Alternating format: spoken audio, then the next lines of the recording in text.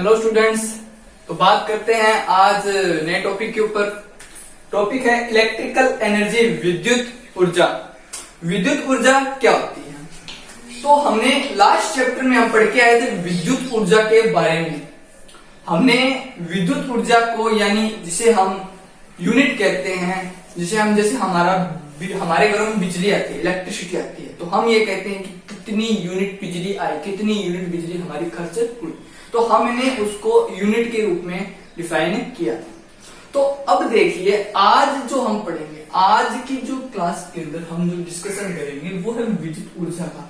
ये जो टॉपिक है थोड़ा अलग टाइप का है। हमने उसमें तो कुछ ये किया था कि यूनिट को डिफाइन करना, याद करना बताया था वाट के रूप में, यानी पावर का मात्रक होता है हमारा वाट यानी वॉट। तो उसके रूप में हमने इसको क्या कहा था, डिफाइन किया था, बताया था। तो अब आज जो वीडियो हम बताया जा रहा है तो उसके अंदर विद्युत ऊर्जा का टॉपिक थोड़ा अलग है। अलग कैसे कि विद्युत ऊर्जा तो हम बताएंगे, लेकिन साथ में आपको ये बताया जाएगा कि विद्युत ऊर्जा कैसे उत्पन्न होती है, विद्युत ऊर्जा कैसे बनाई जाती है, हमारे घरों में जो इलेक्ट्रिसिटी आती है वो कैसे आती है, किस माध्यम से आती है, ओके, और कैसे उसका उत्पादन होता है, कैसे वो बनती है। मेन बात तो हमें ये याद रखनी है कि विद्युत ऊर्जा, इलेक्ट्रिकल जो एनर्जी है वो क्या होती है, आवेश के ऊपर डिफाइन करती है, मतलब इलेक्ट्रॉनों के ऊपर निर्भर करेगी। अब कितनी एनर्जी आएगी वो भी हमें पता होनी चाहिए। तो ये जो विद्युत एनर्जी है यानी इलेक्ट्रिकल एनर्जी है वो क्या है, स्थितिज ऊर्जा यानी पोटेंशियल एनर्जी के ऊपर निर्भर करेगी। क्यों? क्योंकि कितने आवेश को आप अनंत से लेकर, अनंत से मतलब अगर हमने एक एग्जांपल देखा था जिसमें हमने गुट्टा लिया था यानी लकड़ी का गुटका लिया था, उसके ऊपर एक कील थी, हथौड़े को कितने दूरी से हम पीछे, जितना पीछे लेके जाएंगे उसकी स्थितिज ऊर्जा क्या होती है, बढ़ती जाती है, बढ़ती जाएगी और वो उतनी तेजी से आगे की ओर आकर फोर्स लगाता है। ये हमने डिफाइन किया था, बताया था, ये बता दिया।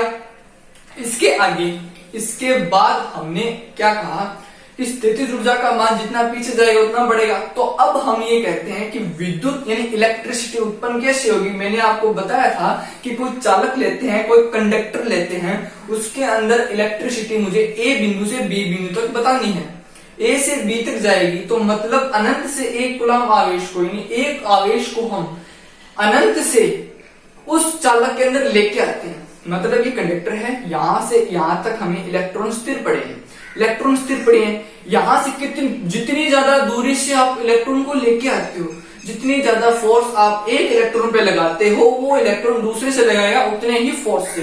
तो धीरे धीरे आगे जाकर हम प्रतिरोधक लगाएंगे तो उसकी एनर्जी कम हो जाती है। हमने सब कुछ पढ़ा था, उस प्रकार से हम इसको पढ़ेंगे।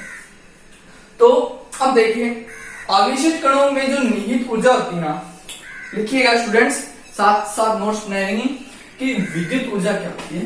आवेशित कणों में जो निहित ऊर्जा होती है, जो उपस्थित ऊर्जा होती है वो क्या होती है, विद्युत ऊर्जा होती है। आवेशित कणों यानी आवेशों, इलेक्ट्रॉनों और कणों में निहित यानी उपस्थित ऊर्जा होती है, उपस्थित एनर्जी होती है, वो क्या होती है, हमारी विद्युत ऊर्जा होती है। इसकी परिभाषा नोट कीजिएगा। अब हम ये बात करते हैं कि आवेश जो हम बताते हैं, मैंने कहा था आवेश को देखते हैं। आवेश क्या होते हैं, दो प्रकार के बताए। एक तो बताया था धनावेश, एक बताया था ऋणावेश। दो आवेश बता दिए, धनावेश और ऋणावेश। धनावेश और ऋणावेश क्या होते हैं, इनके बारे में भी बात करते हैं। अब देखिए धनावेश, पॉजिटिव आवेश, इसका जो आवेश होता है वो होता है पॉजिटिव, और ये होता है हमारा नेगेटिव। पॉजिटिव एंड नेगेटिव ये होते हैं। तो अब पॉजिटिव हो गया और नेगेटिव हो गया। तो अब हम ये बात करेंगे कि आपने कभी ये देखा है कि कि अगर कोई एक पॉजिटिव आवेश दूसरे पॉजिटिव आवेश उसके पास आते हैं, क्या वो उसको अट्रैक्शन करता है या रिफ्लेक्शन करता है, यानी आकर्षण करता है या प्रतिकर्षित करता है। अब हमने ये कहा था कि एक पॉजिटिव आवेश और एक नेगेटिव आवेश के चारों ओर क्षेत्र होता है, यानी अनंत से कितने आवेश आते हैं वो उनको क्या करता है, आकर्षित करता है या प्रतिकर्षित करता है। मैंने ये कहा था कि अगर पॉजिटिव आवेश आप लेते हो और बाहर से जो आप आवेशों को लेके आते हो, मतलब मैंने कहा मैं अनंत आवेशों को, मैंने चार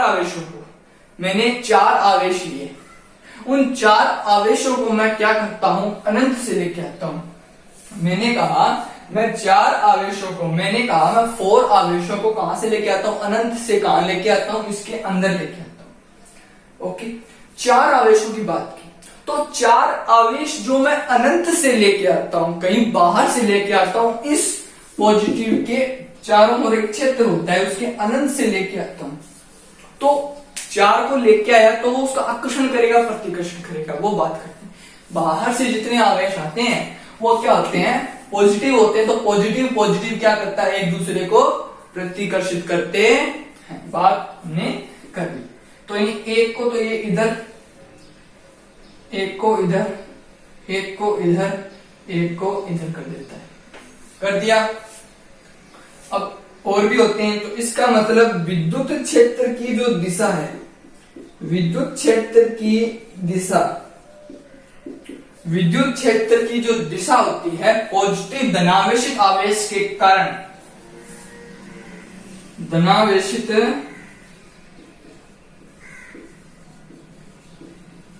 आवेश के कारण, धनावेशित आवेश के कारण विद्युत क्षेत्र की दिशा बाहर की ओर,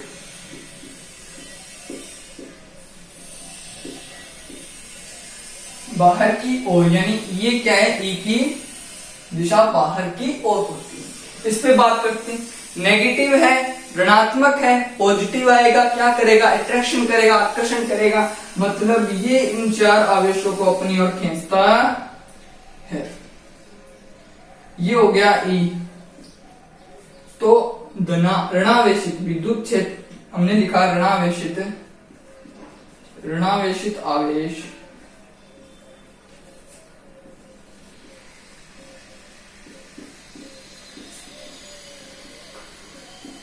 विद्युत क्षेत्र दिशा अंदर की ओर,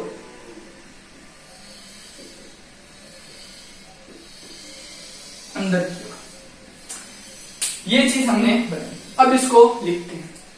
लिखिए, बुक से थोड़ा थोड़ा लिखा देता हूं क्योंकि ये परिभाषा थोड़ी बड़ी है, तो आप लिख लीजिएगा साथ साथ में कि विद्युत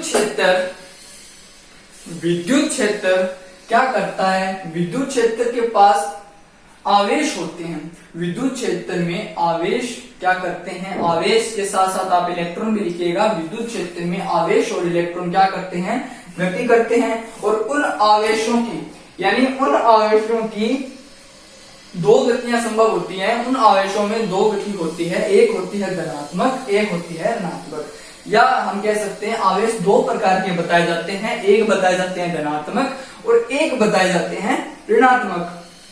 2 आवेश हमने बता दिए, धनात्मक और ऋणात्मक। अब हम ये लिखते हैं, नेक्स्ट लाइन में हम ये लिखेंगे कि धनात्मक यानी पॉजिटिव आवेश के कारण विद्युत क्षेत्र की दिशा, धनात्मक आवेश के कारण, धनात्मक आवेश के कारण विद्युत क्षेत्र की जो दिशा होती है वो होती है बाहर की ओर, बाहर की ओर होती है। चित्र आप 1 मिनट रुकिएगा, बनाइएगा, पहले लिखिए। नेक्स्ट टाइम हमने लिखा धनात्मक आवेश के कारण विद्युत क्षेत्र की दिशा क्या होती है, बाहर की ओर। नेक्स्ट टाइम में फिर लिखेंगे एवं ऋणात्मक आवेश के कारण विद्युत क्षेत्र की दिशा क्या होती है, अंदर की ओर होती है। ये दोनों बातें लिखी। इसके बाद में हम क्या करते हैं, नेक्स्ट लाइन में फिर लिखते हैं कि धनात्मक आवेश अनंत से आने वाले आवेशों पर, धनात्मक आवेश अनंत से आने वाले आवेशों पर क्या करता है, प्रतिकर्षण करता है, प्रतिकर्षण बल आरोपित करता है।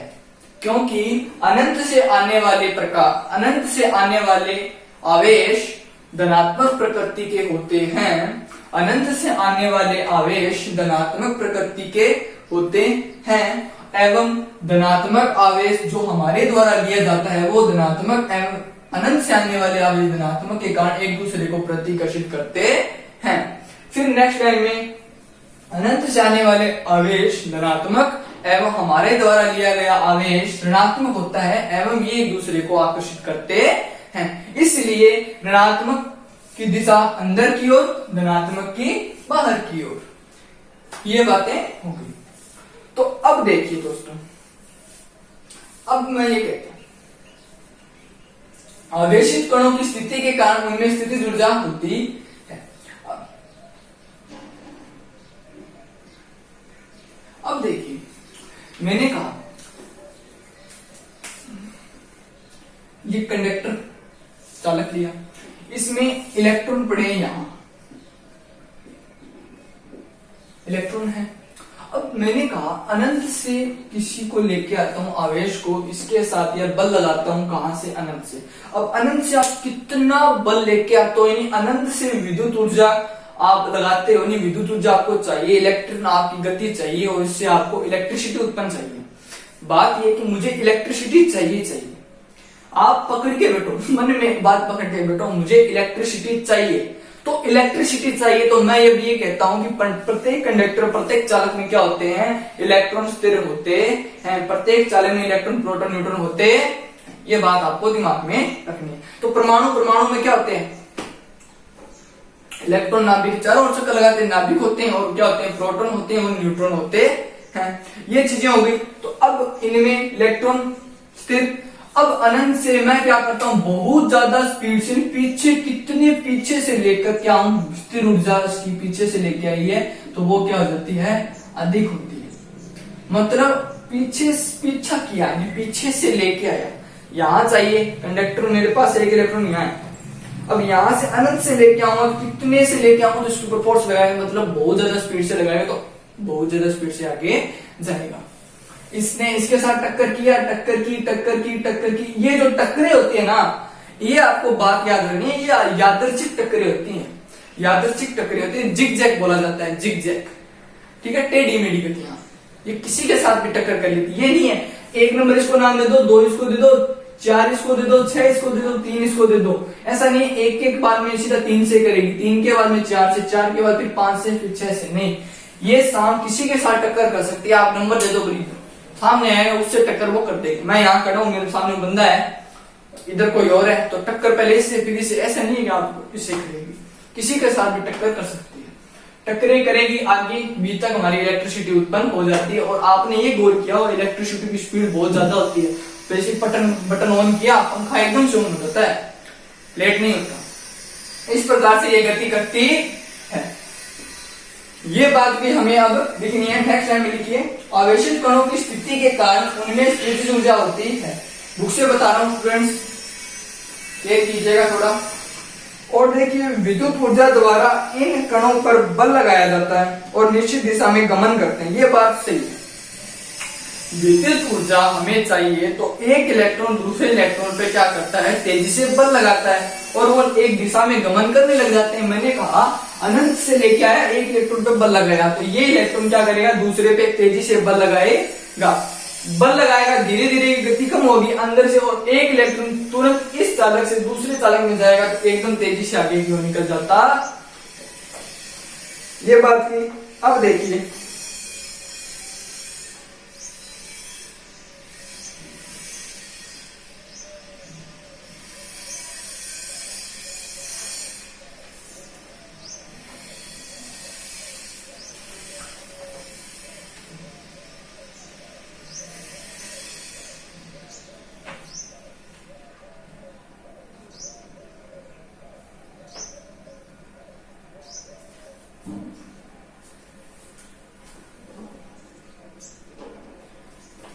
अब मैंने ये कहा इलेक्ट्रॉन मैंने प्रोवाइड कर दिए, तो अब मैंने क्या की, एनर्जी को प्रोवाइड किया।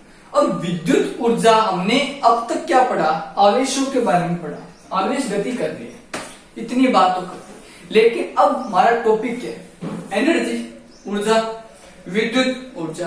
तो मतलब बात ये है कि इलेक्ट्रॉन के गमन के कारण वहां पर क्या होता है, इलेक्ट्रॉन द्वारा कोई ना कोई कार्य होगा, यहाँ पर कोई ना कोई क्या होगा, वर्क होगा, वर्क के साथ वहां पर क्या उत्पन्न होती है, एनर्जी उत्पन्न होती है। तो एनर्जी हो गई, तो मतलब इलेक्ट्रॉन के द्वारा जो उत्पन्न एनर्जी है, उत्पन्न ऊर्जा है, उसे हम विद्युत ऊर्जा कहते हैं। ओके, ये होगी विद्युत ऊर्जा की परिभाषा। ये टॉपिक हमारा लगभग यहाँ खत्म। इसके बाद बात करते हैं हम अब नए टॉपिक, इसी के अंदर नया पार्ट बनाया गया है कि विद्युत ऊर्जा को कैसे उत्पन्न किया जाता है, विद्युत ऊर्जा को, इलेक्ट्रिसिटी को हम कैसे उत्पन्न करते हैं, विद्युत को कैसे बनाया जाता है, ये हमारी हेडिंग होगी। तो डालिए हेडिंग दोस्तों।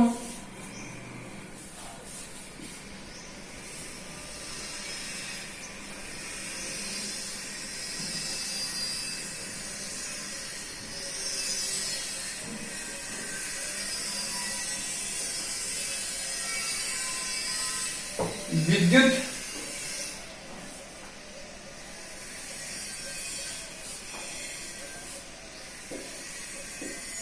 विद्युत ऊर्जा का निर्माण, कैसे इसका निर्माण होता है। अब आप देखिए कैसे कैसे हम इसका निर्माण करेंगे। सबसे पहले दोस्तों हम ये पढ़ेंगे कोयला संयंत्र के द्वारा। बातें सुनिएगा आप, लिखने का काम हम बाद में करेंगे। कोयला संयंत्र यानी कोयले से हम इलेक्ट्रिसिटी को उत्पन्न करेंगे। कैसे उत्पन्न करने के लिए इलेक्ट्रिसिटी को, हमारे पास दो चीजें हमें चाहिए। तो इलेक्ट्रिसिटी को उत्पन्न करने के लिए हमें कुछ प्रक्रियाएं हैं, मतलब जो ये मैं नाम दे रहा हूँ, संयंत्र ले रहा हूँ, पानी ले रहा हूँ, ये सब चीजें जो नाम लूंगा वो तो होती है, लेकिन प्लस में इलेक्ट्रिसिटी को उत्पन्न करने के लिए हमने एक टॉपिक पढ़ा था, देख लेते हैं यार, जनित्र पढ़ा, जनरेटर बोलते हैं, वो पढ़ा था। अब इसमें एक तो जनरेटर एसी एंड एक डीसी, कौन सा चाहिए, हमें चाहिए डीसी जनरेटर काम में लेना होगा। अब कुछ जगह एसी भी दिया जाता है, डीसी भी दिया जाता है, तो हम इसमें जनित्र को डीसी पढ़ेंगे। अब देखिए डीसी कैसे, सॉरी जनित्र कैसे। अब जनित्र बोलो या एक बोलो टरबाइन,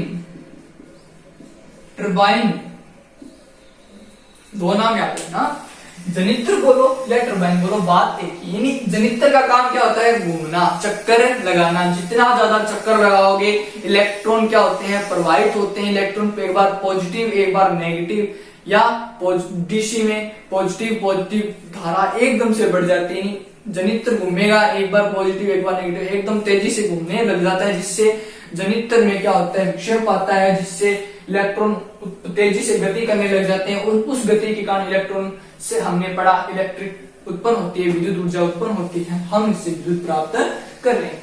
ये दो बातें तो हमें चाहिए। टरबाइन तो हमें पक्का इस चीजें जो हम बनाएंगे, विद्युत बनाएंगे, उसमें हमें चाहिए। तो देखिए कोयला संयंत्र के द्वारा कैसे, कोयले को हम अब क्या करेंगे दोस्तों, गर्म करेंगे। कोयले को बहुत तेज प्रकाश से या बहुत तेज आग से, या कोई आग ले लो या फिर उसको गर्म करो, बहुत ज्यादा भाप से, बहुत ज्यादा प्रेशर से हम उसको गर्म करेंगे। उसके बाद में कोयले की निकलेगी भाप, कोयले की क्या निकलेगी, भाप निकलेगी। उस भाप से यानी उसके धुएं से, उस धुएं को हम टरबाइन के ऊपर गिराएंगे। टरबाइन के ऊपर जैसे हम उस धुएं को गिराएंगे तो टरबाइन का काम क्या होता है, घूमना। टरबाइन के मतलब कुंडली ले लो, कुंडली समझी थी हमने, उसके अंदर एन बनाया था, एस बनाया था, बीच में टरबाइन को रखा था, यानी कुंडली को रखा था, वो घूमने लग गई थी। मतलब अब हम ये कहेंगे कि हमें कोई ऐसी चीज चाहिए, इतना प्रेशर चाहिए, बहुत ज्यादा हाई प्रेशर से, बहुत ज्यादा हाई लो प्रेशर से मुझे क्या करना है, इस जनरेटर के ऊपर, इस टरबाइन के ऊपर, इस कुंडली के ऊपर क्या गिराना है, प्रेशर गिराना है, जिससे टरबाइन या कुंडली या जनित्र तेजी से घूमने लग जाए। तो भाप को मैं बहुत ज्यादा तेज प्रेशर से क्या गिरवाता हूँ, इस कुंडली के ऊपर, इस टरबाइन के ऊपर गिरवाता हूँ। जैसे ही इस टरबाइन के ऊपर गिरेगा हमारा क्या प्रकाश, जैसे ही भाप इसके ऊपर गिरेगी टरबाइन के ऊपर, तो ये घूमने लग जाएगा, जिससे क्या होता है, बहुत बड़े बड़े प्रेशर लगाए जाते हैं, जिससे इलेक्ट्रिसिटी उत्पन्न होती है, उसमें डाला जाता है, जिससे हमारी इलेक्ट्रिसिटी ट्रांसमीटरों तक पहुंच जाती है। ओके, ये बात ऐसे हम इनका उपयोग करेंगे। सबसे पहले डालिए दोस्तों कोयला संयंत्र। कोयला संयंत्र लिखते हैं।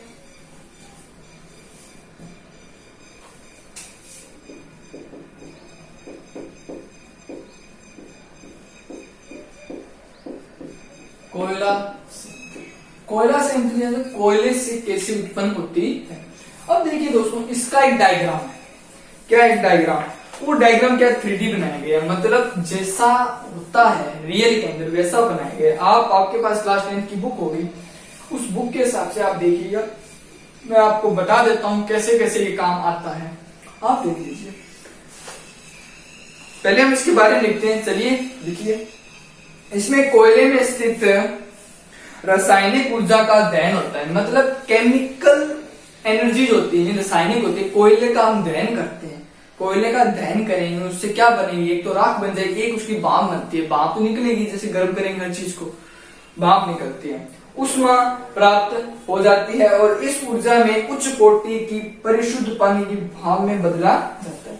अब देखिए, एक जगह हमने क्या किया, अब देखिए गौर से देखिएगा दोस्तों।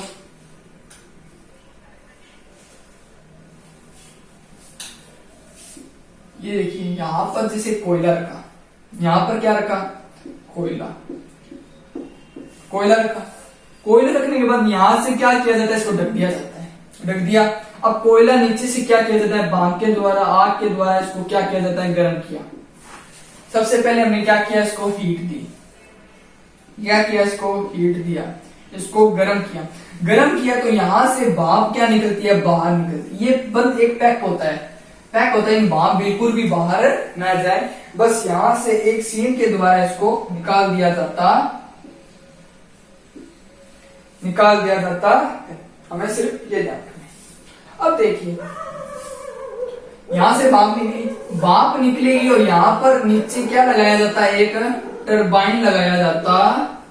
यहां एक टरबाइन लगा दिया जाता है, यहां क्या लगाया जाता है, एक टरबाइन लगाया जाता है। मतलब मैंने मान लिया टरबाइन ऐसा, टरबाइन एक ऐसा बनाया जाएगा। टरबाइन को हम ऐसे बनाएंगे और इसके ऊपर जैसे ही भाप गिराएंगे तो ये टरबाइन क्या करने लग जाता है, घूमने लग जाता है। ये क्या करता है, घूमने लग जाता है, रोटेट होने लग जाता है।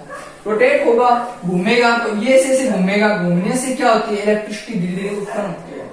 जैसे ये घूमेगा तो यहां से कुछ तार बनाए जाते हैं, कुछ तार इसके ऊपर, हमने कहा था ना आपको, ब्रुश लगाए जाते हैं। वो ब्रुश क्या लगाए जाएंगे, यहाँ लगाए जाएंगे, जिसके द्वारा एक तार निकाला जाता है। वो इसके अंदर से यहाँ पर एक जनित्र लगाया जाता है, इलेक्ट्रिसिटी का एक जनित्र लगाया, जैसे ट्रांसमीटर कहा जाता है। उसके अंदर बहुत बड़ा ट्रांसमीटर होता है, उसके अंदर वो इलेक्ट्रिसिटी सारी क्या आती है, बहती है, या हम इसको कहते हैं अंदर आती रहती है।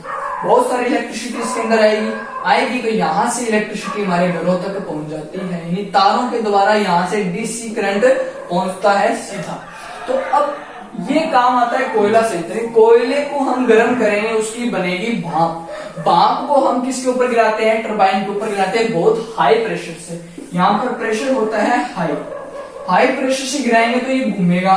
घूमने से क्या होता है, यहाँ से तार बनाए जाते हैं। वो ट्रांसमीटर होता है बहुत बड़ा, उसके अंदर केंद्रित होता है। उसके द्वारा हमारे घरों तक डीसी करंट, जो हमारे घरों तक क्या घर के पास ट्रांसमीटर होते हैं, वहां तक वो डीसी करंट पहुंचता है और हमारे घरों में ऐसे पहुंच जाता। अब इसके बारे में हम लिखते हैं। ये जो चित्र है, सिंपल चित्र होंगे वो आपको बना देंगे। ये शायद 3D चित्र बनाया गया, यानी थोड़ा हटके बनाया गया, जैसा संयंत्रों में होता है वैसा बनाया गया। आप देख लीजिए। अब देखिए, लिखिए इसके अंदर इस ऊष्मा से उच्च कोटि के परिशुद्ध पानी की वाष्प में बदला जाता है और यह वाष्प टरबाइन को गति करते हैं और टरबाइन घूमने लग जाती है और इस टरबाइन से हमें जनित्र से विद्युत उत्पादन होता है। सिंपल बात है। अब देखिए दोस्तों, नेक्स्ट बात करते हैं जल वाष्प संयंत्र से। जल वाष्प संयंत्र क्या होता है? जल वाष्प संयंत्र, जल वाष्प संयंत्र पढ़ेंगे मतलब क्या समझ में आ रहा है आपको? जल का मतलब पानी, पानी का मतलब H2O। अब पढ़ेंगे जल वाष्प संयंत्र, 2 नंबर पे डालिएगा जल वाष्प संयंत्र। जल वाष्प संयंत्र, जल वाष्प संयंत्र क्या होता है? अब देखिए, मैंने आपको एक परिभाषा बताई थी कि आपने देखे होंगे बांध। क्या देखे होंगे? बांध देखे होंगे, डैम देखे होंगे। डैम कहते हैं इंग्लिश में, जैसे हिंदी में बोला जाता है बांध। आपने देखे होंगे बांध, बांध आपने देखा होगा। बांध में क्या होता है? जितना पानी यहाँ से नदियों के द्वारा पानी आएगा यहाँ पर एकत्रित होता है। जैसे ये बांध बनाया, यहाँ से पानी आता है, यहाँ पर एकत्रित होकर रह जाता है। यानी यहाँ की स्थितिज ऊर्जा क्या होती है? बहुत हाई प्रेशर से आती है और टकराने के बाद वहीं रह जाती है। हाई प्रेशर से आती है, टकराने के बाद यहीं रह जाती है। यहाँ अब हम क्या करते हैं? डैम को यहां से छेद करते हैं। डैम का यहां से गेट, यानी डैम के पास बहुत सारे गेट होते हैं, वो गेटों को खोला जाता है और पानी को उपलब्ध कराया जाता है। मतलब डैम बनाने का जो कार्य होता है ना, वो सिर्फ हमारा इलेक्ट्रिसिटी उत्पन्न करने से, विद्युत उत्पन्न करने से होता है। मेन मकसद तो सिर्फ और सिर्फ यही होता है। तो अब मैंने कहा डैम बनाया, स्थितिज ऊर्जा यहाँ पर इसकी बढ़ गई। सिंपल चित्र बनाते हैं। देखिए ये डैम है, यहाँ पानी है, यहाँ क्या है? पानी। पानी के पास क्या है? पोटेंशियल एनर्जी है, स्थितिज ऊर्जा इसकी बढ़ गई। यहाँ पर एक तो ये क्या है? स्थिर है। स्थिर होने से यहाँ से पानी इससे टकराएगा, इसके ऊपर प्रेशर करेगा, पीछे की ओर बल लगाएगा। यहाँ पर मैं आपको बताऊंगा क्रिया प्रतिक्रिया का नियम भी लगता है, बात करेंगे बाद में। अब यहाँ पर एनर्जी बढ़ी और पानी क्या है? स्थिर। दोनों बातें। अब यहाँ से अगर एक गेट खोल दिया, मतलब यहाँ एक गेट होता है, उस गेट को मैं यहाँ से खोल देता हूँ। यहाँ पर एक गेट होगा, उस गेट को खोल देते हैं और यहाँ पर लगा दिया टरबाइन। ये क्या है दोस्तों? टरबाइन। टरबाइन लगाया। अब आपको पता है यहां से प्रेशर आएगा बहुत हाई स्पीड से, यानी गेट ऐसे है, आप यहाँ का खोलोगे, पानी तेजी से नहीं आएगा नीचे का। क्या आप एक बाल्टी देखते हो, बाल्टी में तेज से पानी कहाँ से आता है? नीचे से आता है। ऊपर से तो क्या आता है? कम आता है। मतलब प्रेशर क्या आता है? नीचे से बहुत ज्यादा आएगा। तो मतलब टरबाइन लगाया जाएगा, एकदम नीचे लगाया जाएगा तो घुमा, ये टरबाइन के ऊपर आएगा तो टरबाइन क्या करेगा? रोटेट होगा, घूमने लग जाएगा। घूमेगा तो इससे हमारा इलेक्ट्रिसिटी, यानी इसके द्वारा, तारों के द्वारा एक बहुत बड़े जनित्र में, यानी एक बहुत बड़े ट्रांसमीटर में पहुंचाएगा और उससे एक डीसी करंट उत्पन्न होगा और उसे आगे पहुंचाया जाता।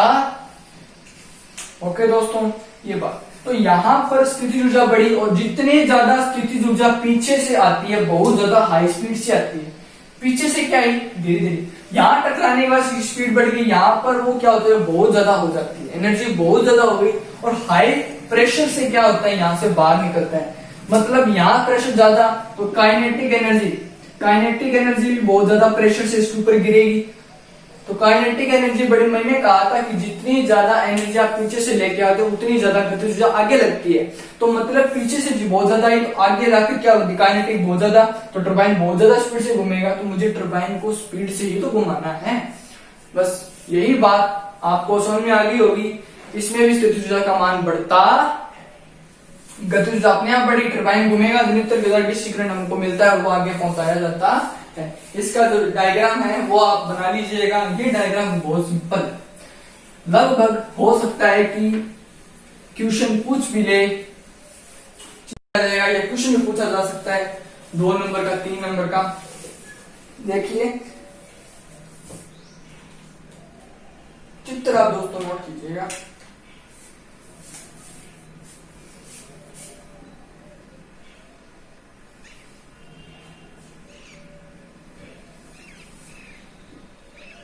अब एक चीज है यहाँ पर, वो देखेंगे।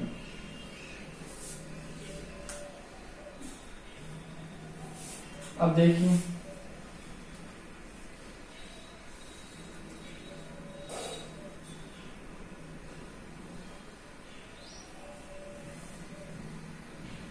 कुछ इस प्रकार का बनाया जाता है।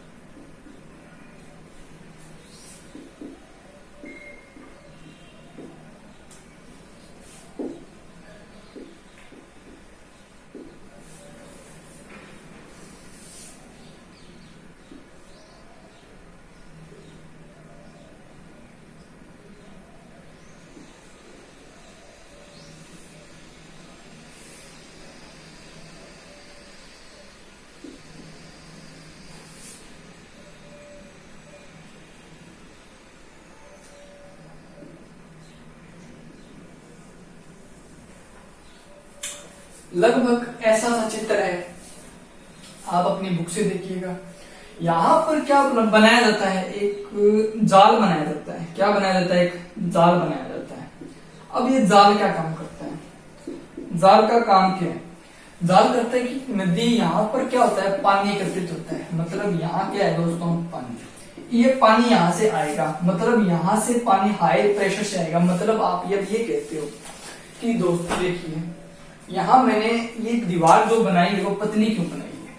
क्योंकि जो प्रेशर आता है, जो प्रेशर आएगा, मतलब आप ये कहते हो बहुत बड़ी दीवार है, यानी ये कमरा है, रूम है। इस रूम के अंदर अगर पानी है बहुत ज्यादा, और अगर आप यहाँ पर बहुत बड़ा छेद कर देते हो, इतना बड़ा छेद कर देते हो, तो पानी वहां से कितना आता है? बहुत तेजी से नहीं आता है, बहुत तेजी से आएगा।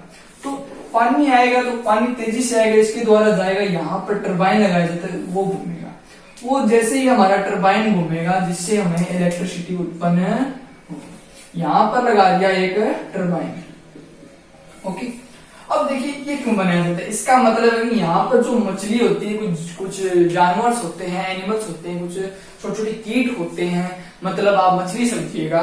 तो मछली यहाँ से आएगी तो यहाँ टरबाइन पे घूमेगी, तो आपको पता ही है मर सकती है। तो टरबाइन बहुत तेज से घूमेगा, उसके आगे कीले भी लगाई जाती है, बहुत सारी पत्तियां होती है जिसके द्वारा वो मर सकती है। इसलिए जाल लगाया जाता है, जाल के द्वारा वो यहीं रुक सकती है, जाल के द्वारा वो यहाँ रुक जाती है। ओके, जाल के द्वारा यहाँ रुकेगी तो यहाँ से पानी आएगा, पानी आएगा तो उसके ऊपर घूमेगा। ये हमारा जनरेटर, ये क्या है? जनरेटर। और ये क्या है? टरबाइन। अब टरबाइन के ऊपर पानी पड़ेगा, पानी पड़ेगा टरबाइन को। टरबाइन तो क्या करेगा? रोटेट होगा, रोटेट होगा घूमने से। यहाँ पर ये जो ये चीजें बनाई है, ये तार, ये तार आई है, हमारा ट्रांसमीटर है, ट्रांसफार्मर। अब ट्रांसफार्मर में क्या जाएगी? इलेक्ट्रिसिटी जाएगी। और ये इलेक्ट्रिसिटी का एक सिरा हम आपको बताएंगे। ट्रांसफार्मर क्या होता है? एक सिरा होता है पॉजिटिव, एक नेगेटिव, उसके द्वारा इलेक्ट्रॉन आगे की ओर, यानी करंट आगे की ओर प्रवाहित होता है। ये बात हमारी ट्रांसफार्मर की होती है। करंट आगे की ओर बढ़ता रहेगा, ठीक है। ये इस द्वारा, हमारी बांध के द्वारा क्या बनाया जाता है? जल वाष्प यंत्र के द्वारा, बांध के द्वारा इलेक्ट्रिसिटी उत्पन्न की जाती है। तो अब देखते हैं, इसके अंदर लिखेंगे कि जल विद्युत संयंत्रों से बांध बनाकर पानी की स्थितिज ऊर्जा को बढ़ाया जाता है। बात की थी, बांध अगर हम बना देंगे तो स्थितिज ऊर्जा यहाँ की बढ़ जाएगी, बढ़ जाएगी। तो यहाँ से एकदम से स्थितिज ऊर्जा बढ़ी तो मतलब गतिज ऊर्जा यहाँ भी बढ़ जाएगी। यहाँ पर पानी स्थिर, यहाँ का पानी स्थिर, तो यहाँ की बढ़ी, तो बढ़ने के कारण वो आगे की ओर चली जाती है। इस ऊर्जा को पानी की गतिज ऊर्जा में बदलाकर ट्रांसफार्मर पर घुमाया गिराया जाता है, और ट्रांसफार्मर घूमने के कारण हमें जनरेटर द्वारा विद्युत ऊर्जा प्राप्त हो जाए। बात पल्ले पड़ गई होगी दोस्तों। यहाँ की पोटेंशियल एनर्जी, हमें सिर्फ इतना याद रखना, स्थितिज ऊर्जा अगर बढ़ेगी ना और गतिज ऊर्जा अपने आप बढ़ेगी तो जाकर हमें विद्युत ऊर्जा यानी इलेक्ट्रिसिटी प्राप्त होगी।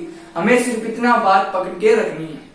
स्थितिज ऊर्जा बढ़ी मतलब आगे से आया, पीछे से बहुत ज्यादा स्पीड से पानी आता नहीं। यहाँ की गतिज ऊर्जा टकराने के बाद यहाँ की स्थिति, यहाँ की स्थिति, यहाँ की गतिज, तो एकदम से गतिज ऊर्जा बढ़ी, स्थितिज ऊर्जा बहुत ज्यादा बढ़ने के कारण गतिज ऊर्जा अपने आप बढ़ती है। टरबाइन के ऊपर गिरेगा तो इलेक्ट्रिसिटी अपने आप उत्पन्न होगी और यहाँ का पानी आगे क्यों निकल जाएगा। तो अब देखते हैं पवन चक्की। आपने देखी पवन चक्की, पवन चक्की का चित्र भी आप बनेगा नहीं क्योंकि पवन चक्की का चित्र भी 3D रूप में बनाया गया है। तो पवन चक्की से हम कैसे उत्पन्न करते हैं? पवन चक्की जो हम बनाते हैं दोस्तों, पवन चक्की का उपयोग करते हैं जैसे आप पहाड़ी इलाकों में जाते हो, आप पहाड़ी एरिया में जाते हो तो आप ये देखते हो कि वहां बहुत बड़े बड़े पंखे लगे होते हैं।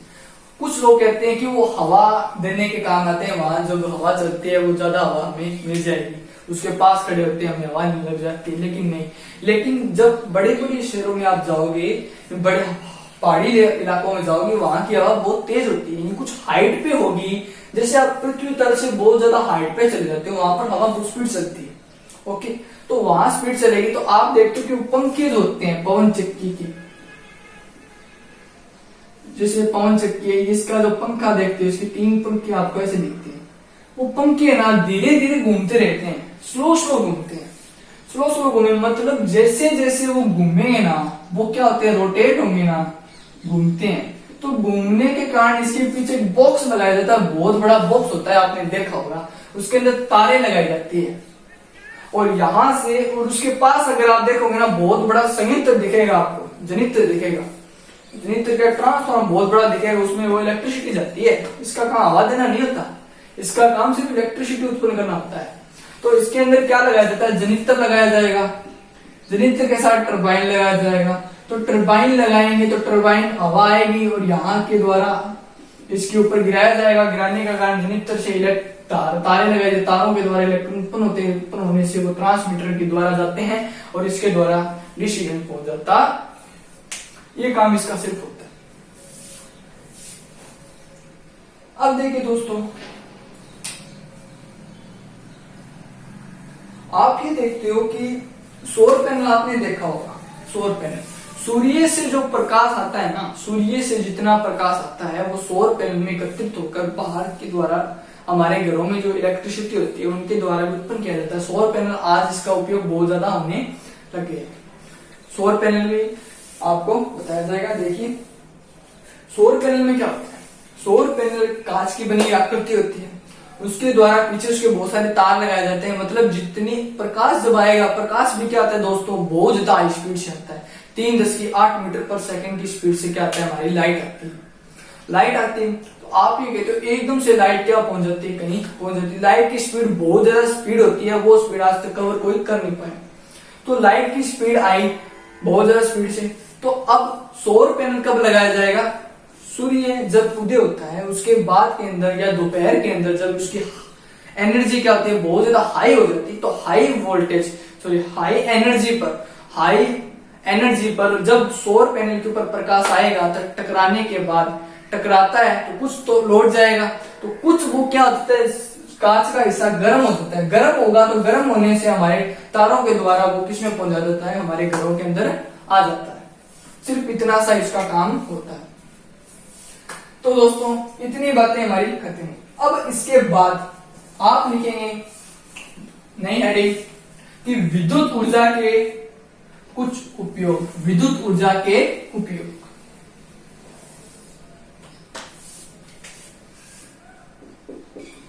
विद्युत ऊर्जा के उदाहरण ही है, उपयोग लिख लीजिए। 1 नंबर पे लिखिए दोस्तों, एक कार बैटरी में रासायनिक क्रिया द्वारा इलेक्ट्रॉन बनते हैं। एक कार बैटरी आपने देखी होगी, तो कार जब आप चलाते हो तो उसमें भी क्या होती है, बैटरी डलती है। बहुत सारा बड़ा बॉक्स होता है बैटरी का, वो डाला जाता है। उसमें क्या होती है, रासायनिक क्रिया द्वारा इलेक्ट्रॉन बहते हैं। मतलब इलेक्ट्रॉन क्या होते हैं, रासायनिक केमिकल होता है उसके अंदर। वो केमिकल के अंदर क्या होते हैं, इलेक्ट्रॉन होते हैं। वो इलेक्ट्रॉन जैसे जैसे एक दूसरे से टक्कर करेंगे, जब तक उसके अंदर वो केमिकल है, जब तक उसके अंदर उसकी कैपेसिटी है, क्षमता है इलेक्ट्रॉन को प्रोवाइड करने की, तब तक वो इलेक्ट्रॉन प्रोवाइड होते हैं और कार को इलेक्ट्रिसिटी उत्पन्न होती रहती है, जिसके वो द्वारा वो चलती है। तो कार बैटरी में रासायनिक क्रिया द्वारा इलेक्ट्रॉन बनते हैं और विद्युत धारा के रूप में गति करते हैं। ये गतिमान आवेश कार में विद्युत परिपथ को विद्युत ऊर्जा प्रदान करते हैं। दूसरा बात, जब हम एक लाइट बल्ब का स्विच चालू करते हैं, जैसे बल्ब है, बल्ब का स्विच हम जैसे चालू करते हैं तो विद्युत धारा परिपथ में होते हुए ये बल्ब तक पहुंचती है और बल्ब के फिलामेंट में आवेशों की गति कम होती है एवं फिलामेंट में ऊष्मा बहती है। अब देखिए बल्ब वाला एग्जांपल, कार बैटरी का समझ गए, बल्ब का थोड़ा डिफिकल्ट है। देखिए जैसे ही आपने बटन ऑन किया, बटन ऑन करते ही आपकी इलेक्ट्रिसिटी यानी आपकी जो बल्ब है वो एकदम से ऑन हो जाता है। मतलब ये है कि इलेक्ट्रॉन एक जगह से दूसरी जगह जाएगा तेज स्पीड से। स्पीड क्या होगी उसकी, हाई स्पीड होगी। स्पीड क्या होगी, हाई होगी। तो मतलब एक इलेक्ट्रॉन अन्य इलेक्ट्रॉन पे क्या करता है, हाई स्पीड से बल लगाएगा। यहाँ की पोटेंशियल एनर्जी बड़ी तो ये टक्कर करेगा दूसरे इलेक्ट्रॉन से और वो इलेक्ट्रॉन दूसरे से करेगा, मतलब यहाँ की काइनेटिक एनर्जी अपने आप बड़ी। पोटेंशियल एनर्जी क्या हुई, हाई थी। पोटेंशियल एनर्जी हाई थी तो काइनेटिक एनर्जी अपने आप हाई होगी। हाई होगी तो बल्ब के द्वारा, बल्ब में लगाया जाता है दोस्तों एक फिलामेंट। आपने देखा होगा बल्ब में फिलामेंट लगता है, उस फिलामेंट में क्या होता है, बल्ब इलेक्ट्रॉन उस फिलामेंट में आएगा। शुरू में उसकी स्पीड क्या होगी, शुरू में फिलामेंट कम उजाला देता है, उसके बाद में धीरे धीरे आप देखते हो कि उजाला अधिक होने लग जाता है। अधिक होगा मतलब इलेक्ट्रॉन शुरू में इसके अंदर पहुंचते हैं तो कम स्पीड से पहुंचते हैं, उसके बाद के अंदर स्पीड क्या हो जाती है उसकी, उच्च हो जाती है। इसका एग्जांपल भी आपको मिल जाएगा। तो इस जो टॉपिक हमने आज पढ़े हैं उसकी पीडीएफ भी आपको डिस्क्रिप्शन में दे दी जाएगी। आप उस पीडीएफ के द्वारा, उस नोट्स जो मेरे द्वारा बनाए जाते हैं वो आप पढ़िएगा।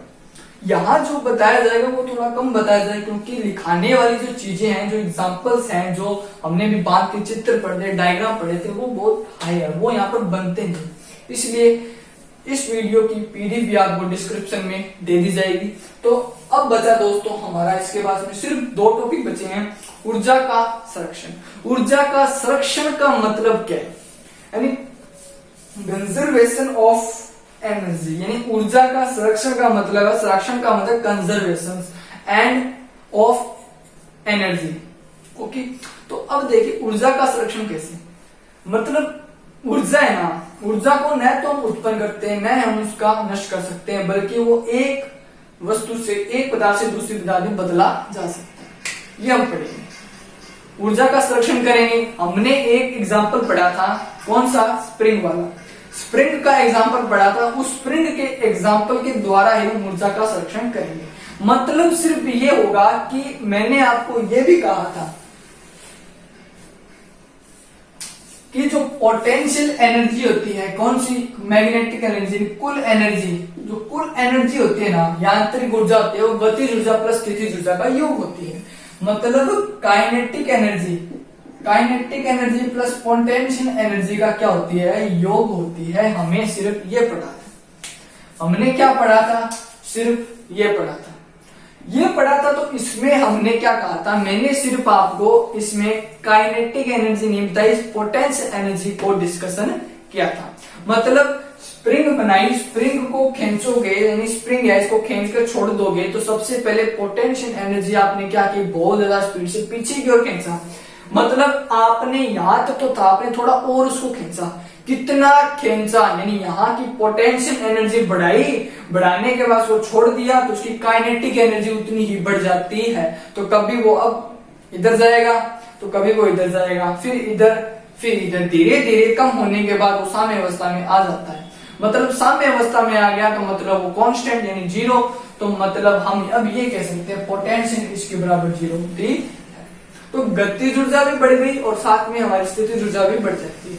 तो मतलब ये हुआ कि दोनों का जो मान आता है ना, इसका मान हमने पोटेंशियल एनर्जी का मान आता है 1/2 kx की स्क्वायर पड़ी, और काइनेटिक एनर्जी का आता है 1/2 mv स्क्वायर ये पड़ा। और इसकी ऊर्जा किसके बराबर आती है? यांत्रिक के बराबर आती, ये हमने पढ़ा। फिर हम अब ये कहते हैं कि m यानी द्रव्यमान और k यानी कांस्टेंट, तो कांस्टेंट के हिसाब से भी उसका मान बढ़ता जाता। ये दोस्तों ये जो टॉपिक है वो हमारी नेक्स्ट वीडियो के अंदर हम डिस्कशन करेंगे, यानी ऊर्जा का क्षय और ऊर्जा का संरक्षण हम किस प्रकार से करते हैं। तब तक के लिए दोस्तों थैंक यू।